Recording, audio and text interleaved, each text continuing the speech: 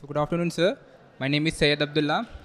My question is, there are some religious practices where people do eat meat. Like for suppose, take Bakrid as an example. People eat goat meat as a part of their tradition.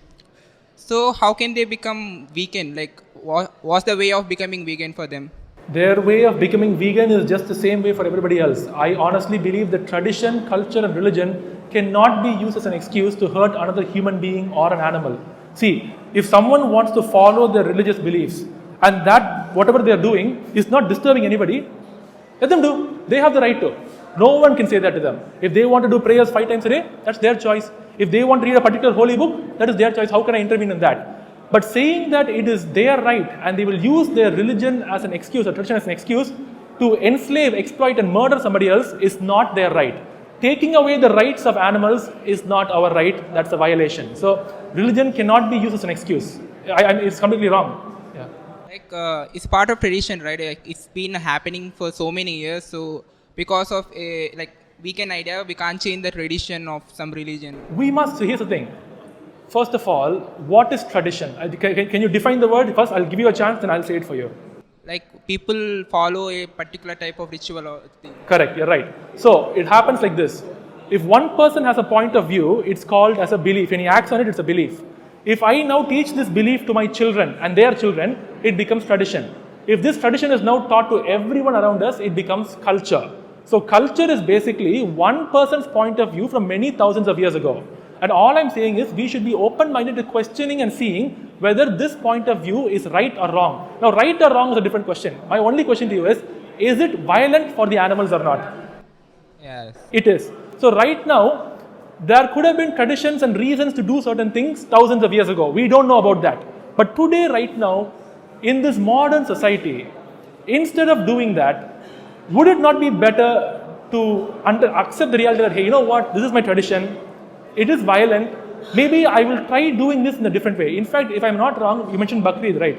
The point of Bakrid is to actually feed the poor people. Am I right? It is actually to make the biryani not for eating ourselves. Yeah, distributing for poor. For poor.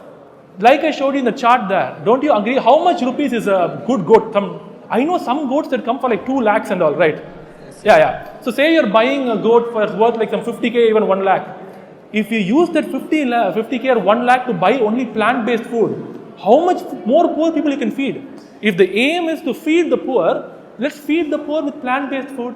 Because with animal-based food, it's also intensive on the environment and also on our pocket. And second thing is, I'll ask you this, what is the meaning of the word sacrifice? It's when we give up something that's so important to us. Because I had once a friend asked me the same thing. He's like, dude, how can I stop killing goats and Bakrid? It's like we have to sacrifice.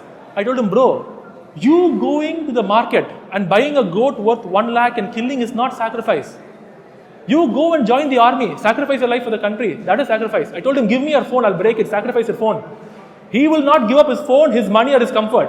So how can you sacrifice means something that is so close to us, so dear to us, we are willing to let it go for God. That is sacrifice. Yes, sir. But are you close to that goat? Sorry? Are you close to the goat you buy? Yes, sir.